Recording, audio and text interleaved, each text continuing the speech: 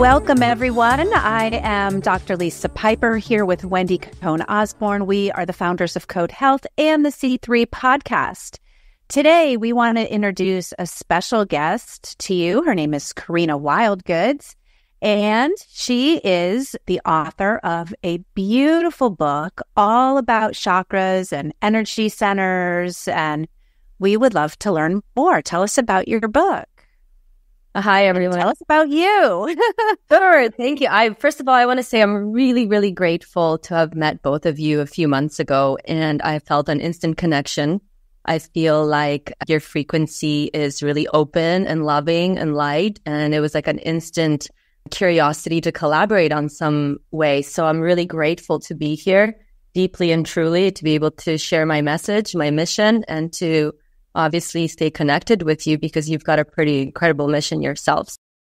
I launched last year in the US a book called Wild Chakra Kids.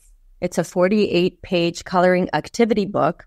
I found that there was a lot of tools for adults over the years around chakras, but there was no kids products last year. So I worked on this for many, many years, and it finally birthed. It ended up getting picked up by Yoga Journal, Yoga Life, Trend Hunter, a bunch of publications that are on the website right now. So I know that I'm in alignment. I'm really excited about it because it teaches children in the 48 pages how to learn about their energy body, their rainbow body, where the colors live inside of them so that they can feel colorful inside.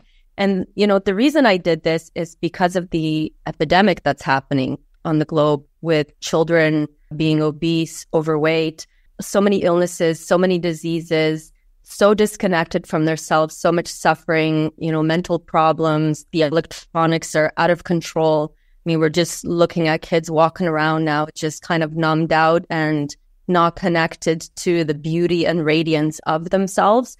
Obviously, not all children, but from what I've seen in my 43 years on the planet, there's definitely been a shift into some of these challenges that I'm speaking about. So my inspiration as a mother of a 17-year-old now is to bring this message to the world of the importance of connecting with Mother Earth, with your bare feet, sunshine, you know, looking and feeling your energy body and really learning how to create a rainbow body around you, which is your birthright that you're actually born with. And that's always there. And it's very easy to access. How do you make those colors bright inside of you so that ultimately you can live the most joyful life that you can? And in harmony with yourself and nature and you know, your higher self. So this was the inspiration. It's the first product of many to come. It's the coloring book. And really, that's the intention, is to get kids off electronics, get their neurotransmitters going in their brain so they can connect to the color, and at least the seeds of some of this wisdom that's been around on our planet for thousands and thousands of years from the East can really start to assimilate in the energy body, so at least those seeds can sprout at some point in their life when they need it. I love that. You know, I think one of the reasons why we really resonated was our products too, our code products are all rainbow colors. And we did that very intentionally as well, because we wanted to create balance if there was an energy center that was out of balance. And our products are very intentional. So it definitely is in full alignment with, you know, the chakras, the energy centers, healing, creating balance, you know, trying to be present in this daily life, trying to become more self-aware. So yeah, kids definitely need it. And, you know, I'm not personally a parent, but, you know, Wendy can speak to that and her parenting. And I know she's a great mom too. I just love watching moms that are really nurturing their kids in that way. Yeah, speaking of being a mom, Karina, I saw on your Instagram yesterday or the day before, you had this great picture of yourself and you put paint on your eyes, right? And you just said, who's with me on this? You know, is this like everybody else being like a mother? Does this resonate with you, right? Yeah, I think what I said is my teen, she has this color palette and she ended up doing this kind of wild design all over my eyes. And I think the caption for the post was, tell me you have a teen without telling me you have a teen. because after being a mom for so many years, I'm just not surprised by anything anymore. You just kind of are there for your kids to allow them to have the creative expression. And they're like never been a dull moment. It's just, as you know, as so many mothers know, and just because you don't have kids, you still have the mothering energy, like that feminine energy lives within us of these kinds of waves of life that take us with our creativity, being expressed. And what a joy, what a joy. Karina, that photo was your daughter and not you? No, that was me. That's what I thought. Okay, yeah. It was mistaken for a younger child, though. Exactly. No, it was so great. I was like, at 100%. And some days the paint would just not be as, profound on the eyes. It would kind of be like a blob all over for me sometimes, right? I was also ovulating that week. So as you know, we're really shining as women when we're ovulating. That's a true testament to looking younger is becoming a biohacker, learning how to really maximize feeling good in the body, doing the things that are necessary to really stay embodied and have a high frequency, a high energy without having all these things weighing us down, which really impact health and obviously our decisions and choices around what we put into our body and whatnot. I hope I keep looking like a kid for the next 20. You 100% do and did in that photo. And speaking about being a biohacker, I think it's so incredible how we originally met and that you are actually, you come from the corporate world. And I met you originally as I was trying to bring myself into possibly having the opportunity to spend a day with a shark and Kevin Harrington. And I was so fortunate to have you as the person to interview me. And of all people, you understood what we were doing in terms of our product and our line of frequency medicine, essentially. So I feel so blessed that that is how we met, and you made me feel so at ease. And it made that morning interview very, very so great. I'm not going to lie. I took about 3 drops of calm before I did the interview with you. But, and that's the thing when we live out of our comfort zone and we have a big message to share that kind of eggs us on to live more in alignment based on our intuition that's calling us. You're going to reach points where you're not comfortable because you're stepping out of your comfort. Me too. Public speaking it doesn't come naturally to me. I don't know if it comes naturally to anyone because it instantly exposes you and kind of makes you feel vulnerable to feeling seen and heard, which touches on a deep wound of wanting to belong and be accepted by society, by, everyone around you. But I think ultimately we do end up finding our comfort when we self-accept ourselves, right? And realize that the missions that we have that are each individual and unique to us are much larger than ourselves, right? And when we come from the heart and we really want to serve humanity, the goodness and love that we know is the vibration of our inherent birthright, when you find that deep alignment, it doesn't matter what fear you come across. I'm getting chills because it's true. There's this energy that kind of keeps propelling you forward and gets you out of bed because you've got something big to share and people will benefit from it. Yeah. I mean, you're saying our inner truth. Yeah. And could we even look at it as, is it nervousness or is it really just excitement because you're onto something, right? You're onto something. You're onto your mission. You're onto your truth. You're on exactly. Yeah. And I love what you said, lead with the heart. That's your truth. That's your, like you said, your love for yourself, but it's also your love for others. It's being compassionate with yourself and being compassionate for others. And it's being authentic and sharing your mission and your vision and creating the life that you want to live. And if other people don't resonate with it, it's no problem. Do what resonates with you. If what we do doesn't resonate with you, then that's okay. Like, cool, no problem, but recently here you made a big switch. I mean, you totally stepped into your truth and you live in Costa Rica. Amazing. Yeah. From the corporate world to like the jungle or what? Well, I'm still dabble in the corporate world. I have a strategic business development background for the last 22 years. So I don't know if I'll ever put that aside, because there's a lot of people, companies that need assistance in helping to get their message out. And I do enjoy doing it. But I have a lot of other certifications too around assertiveness coaching, Reiki master, nutritionist, and now author for this book. So I really wanted to learn how to merge those two worlds and speak more of my truth and embody my full alignment around that. So I'm actually really, really grateful that I made the move to Costa Rica 4 years ago, because it really allowed me to embody more of this message that I'm talking about. Because, I mean, it's hard to be depressed when you're living in a permaculture community with 200 fruit trees around, loving community that's supportive, where there's kids running around and you're constantly in sunshine and putting your bare feet on the earth and living on a crystal quartz mountain. And you know, for this, I'm really truly humbled how the quantum field allowed me to really step into that and magnetize it and create the life of my dreams. But ladies, I got to be honest with you, it always wasn't like this. Like, I think it's important for me to touch on, you know, some of this confidence and alignment that I'm feeling now.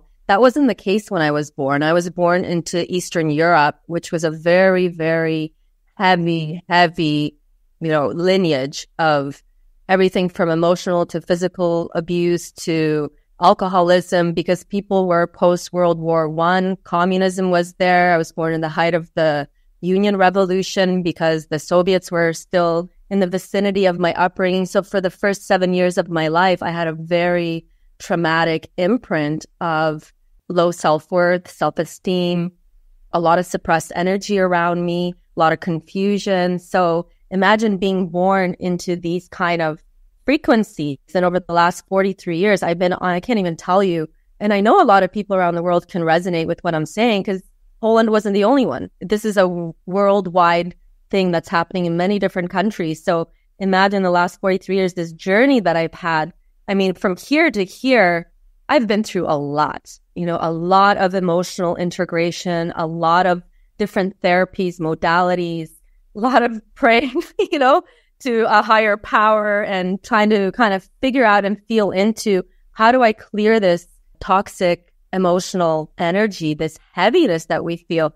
And I really discovered that it is just emotions. It's energy stuck. And as soon as you move it, that energy moves and creates a lighter frequency in your body. So there are tools available for people. If anybody's listening or going through something similar or needing some inspiration, please reach out to me. Like, I have an arsenal of different tools that I've used specifically around breath work and emotional signatures that come up around some of that heavy pattern, because really it comes down to, it's not about what people did to you or the victim story or the circumstances you were born into. You can say thank you to all of that and really kind of like ground it in and close your eyes and come into your energetic body, into your emotional body. And there are ways that you can learn how to be with that energy to truly deeply integrate it on an emotional level so that you get it at the core.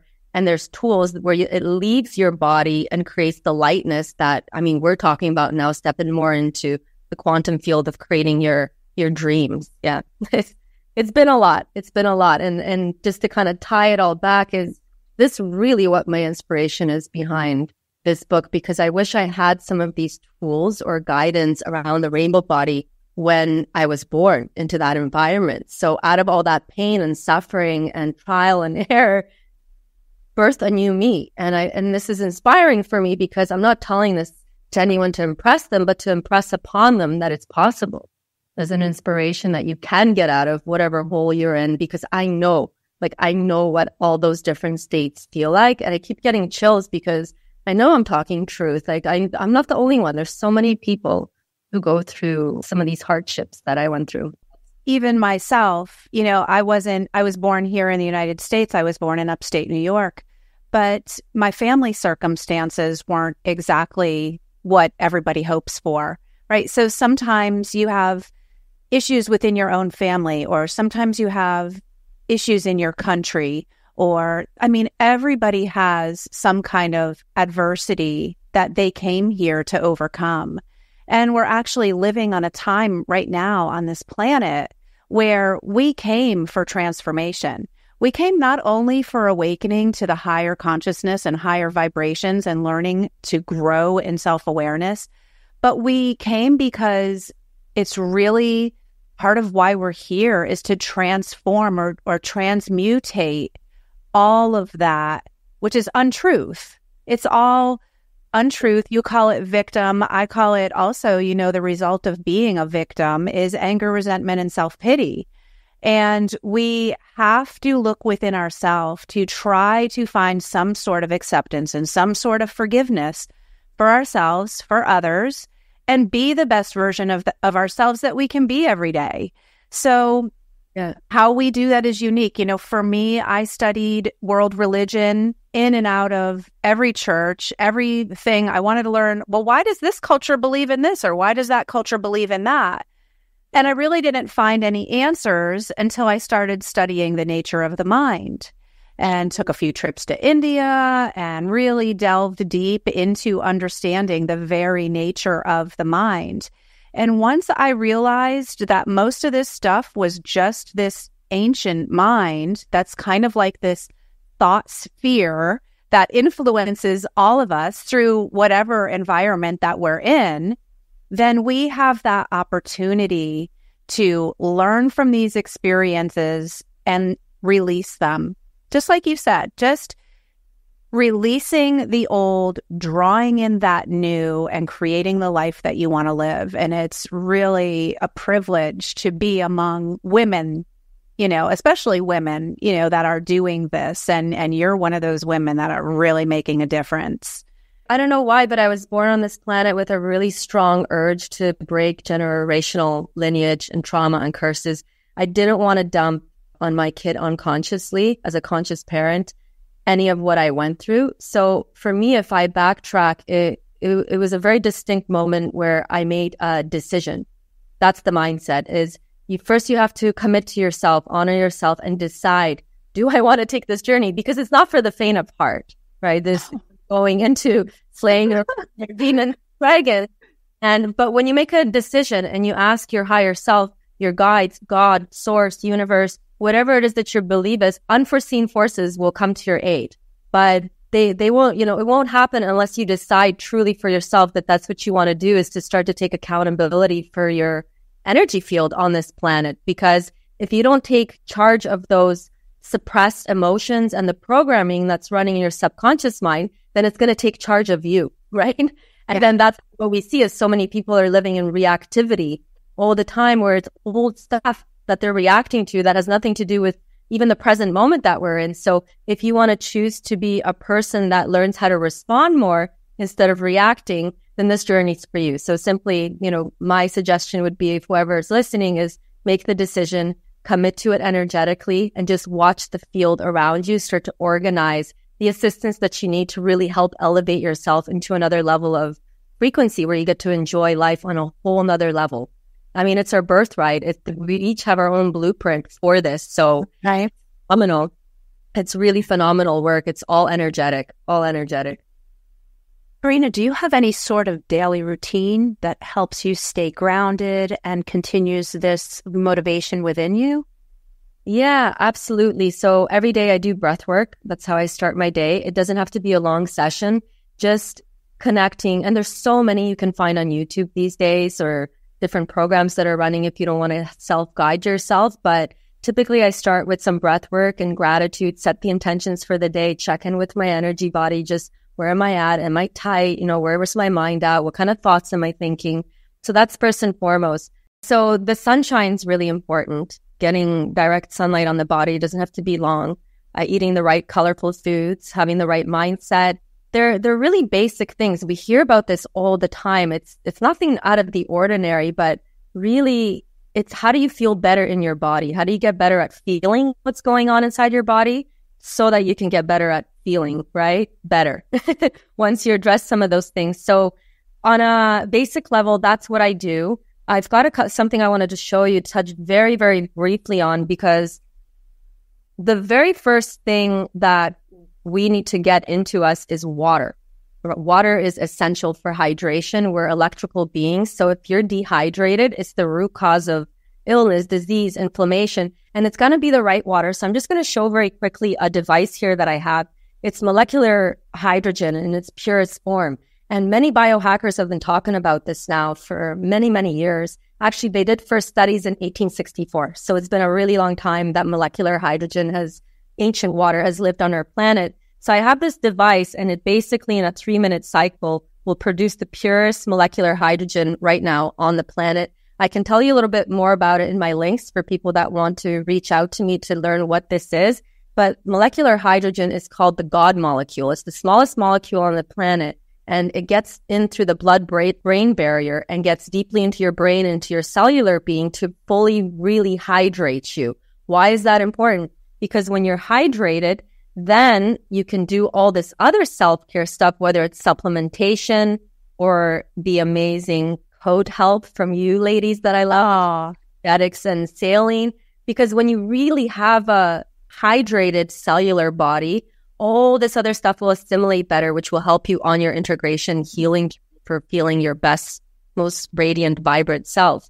So that's how I kind of start my day, is making sure I put the right things in it, which will set me up for the right mindset. And obviously all the other things like working out or moving my body, doing yoga, going swimming, just getting some variety of movement every single day. And really just paying attention to your emotional body, right? Like if all of a sudden you feel down or depressed or something's off or you feel a trigger coming, then just honor yourself, pause, acknowledge it, go lay down in bed and just be with whatever comes up. If you need to cry, if you feel overwhelmed, just go there fully with no judgment and just be with what is. Be with the emotional signature of what is coming up for you in that moment. Once that's cleared, that state shifts because our feelings are energy. And so often I see people, including myself in the past, getting stuck in those energy programs and fields and thinking, oh my God, I'm going to feel like this forever now. Like I'm really in a depressed hole. I'm really down. How do what do I do? Like, I don't want to feel this way. So the only way out is through. You have to feel it to release it.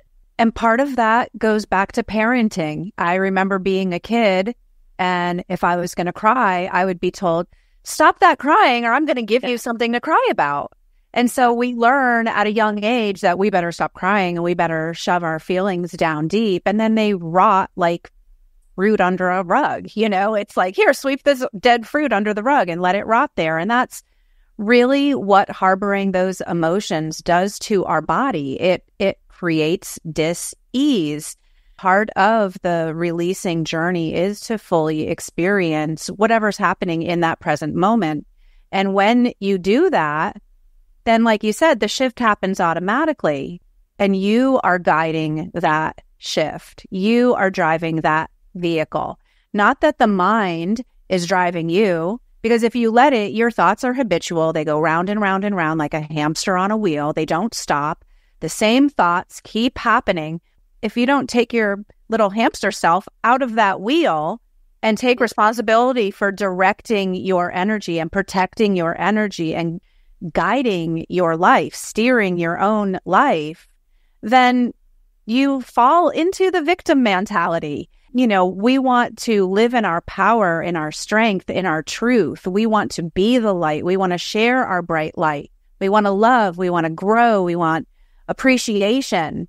And we do that by just exactly what you said. These daily practices, breathing deeply allows us to slow the mind. When you slow the mind, then you can gain more clarity. Then you can expand your intuition.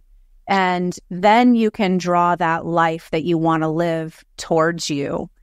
And of course, connecting with nature, all the things that you said, that's a beautiful daily practice.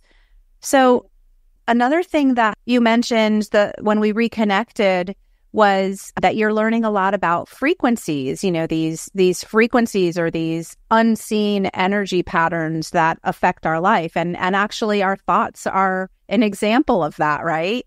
But how do these unseen energy patterns affect our lives? And is there anything super cool since you've been diving into all of this, learning about frequencies, that you think that our audience would want to learn about or hear from you?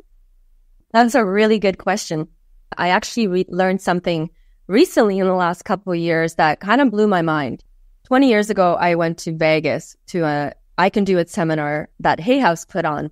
I got to meet Wayne Dyer, Deepak Chopra, Carolyn, like all these incredible, 21st century people that spoke a lot about some of this stuff that we're referring to online here. And I remember coming back to my house from that trip. I was living in Toronto at the time, and I started getting downloads of, indigo children, rainbow children, crystal children, and everything that I learned at the seminar. And I said, I really want to make like a product for kids. Like there's nothing conscious. That was really my inspiration. And when I got back from that trip, I got pregnant with my daughter, and I started getting chakras and lotuses and downloads. I'm like, what is all this stuff? And that's really where the idea got birthed for this kids book that I did around some of these thoughts and frequencies and chakras and rainbow body. That was the inspiration, because I came back so charged up. So, any insight I have is hang out with people that you resonate with, go to conferences, read those books, hang out with really high vibing people, because you're just going to keep learning and get inspired to really access what your own gift is on this planet, your own superpower to share with people. But now coming back, 20 years later, all this time I was practicing affirmations, right? Just regular mental body, I love myself, I this, I'm that. And as amazing as those are, what I learned in the last couple of years is that they don't actually really stick at a subconscious level. So unless you go into your subconscious and change your beliefs, right? Because you could tell yourself, I love myself every day, but deep down, you still have a very unlovable belief about yourself. So what's going to get reflected in your outer reality outside of you is situations, circumstances, and people that show you that you're not lovable, because life is a mirror. It's a micro macro. So what I didn't learn all these years until very recently, which was such a shocker, is that the only way to change your subconscious mind, to get in there very deeply, is through the theta brainwave state. So that's something new in the last couple of years that I'm really, really playing with now. And the only way to access your theta state, that's why affirmations don't work, because you're in your beta or alpha mind. You're fully awake, aware, you're moving, your exercises, you're on podcasts, you're writing a book. You can't access your subconscious there. So the only way to do it is right before bed, or right when you wake up, or right before you get into that dream state, is when your body and your mind start to calm down and put you into theta state. It's right before you fall asleep. So if you can train yourself every day for a couple minutes before you're going to bed to, when you're in your theta state, pick something that you want to work with, whether it's generating more abundance or wealth, or believing that money comes to you easily, or that I'm lovable, or, I deserve to be married, or whatever it is that you're working on that you don't have in this lifetime right now. Find the underlying feeling of what it is that you're trying to attract. Feel in your life when you felt that precise thing that you don't have right now, but you want, that emotional energy state. So when you're in theta, right before you go to bed, remember what that feeling feels like. And that's how you enter and start to reprogram your subconscious mind, so that eventually you choose one belief at a time. You work with that one belief, let's say for 4 to 6 weeks, until your outer reality starts to change. And you'll know it's working because your outer reality will start to change, and you'll start attracting that very thing that wasn't there before all these years. So that's the one thing I would love to share about frequency and healing, all this stuff. It's very practical. It's scientific. Many people are talking about it. Research it, Google it. Incredible wizard alchemy tools for transforming your present moment. This was such incredible advice. And the one thing that we did not touch upon was the notion of being grateful, right? Yeah. And we are so truly grateful to have met you, and that you are our friend, and that we will continue having these types of conversations with you. And thank you so much for being a part of the C3 podcast. If someone wanted to get connected with you, how could they? Sure. So the kids book is wildchakrakids.com. And I also have an Instagram handle called @Wildgoods, where I post a lot about my life every day and different present moment stuff, and amazing characters that I meet on my journey. I kind of pump them up on my account too, because there's so many cool people doing evolutionary consciousness upliftment on this planet right now. And I just like highlighting different things like this in my stories and just sharing the love, sharing the good vibes. Thank you so much, ladies. I'm so grateful to be here, and I really look forward to releasing this and sharing about code health as well. Thanks for listening to the C3 podcast. Find past episodes and subscribe on our website, codehealthshop.com, or Apple Podcasts, Amazon Music, Spotify, and YouTube. The Code Girls appreciate discussing conscious living with inspiring guests who make a difference. Remember, conscious living starts with conscious conversations. Until next time, be intentional, stay inspired, practice gratitude, be well, and feel the drop.